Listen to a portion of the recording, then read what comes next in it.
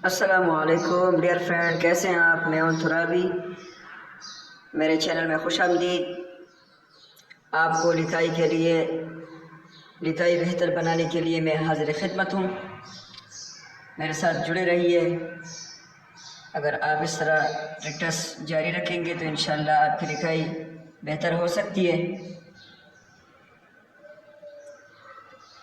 मैंने भी कुछ दिन जो है इस पर मेहनत की और ये जो है अब थोड़ा कुछ अल्हम्दुलिल्लाह मेरी लिखाई में जो है वाज़ेह फ़र्क नज़र आ रहा है, आप देख सकते हैं।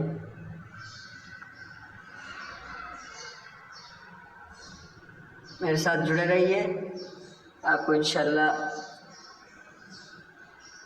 सिखाने की कोशिश करूँगा।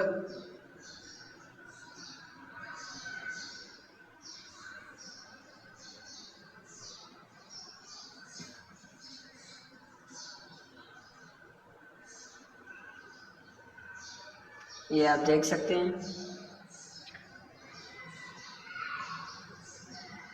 कुछ दिन मैंने प्रैक्टिस की और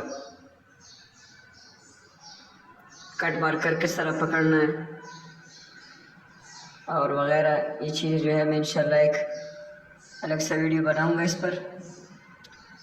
तो मेरा चैनल जो है सब्सक्राइब करें। जज़ाकल्लाह खैर।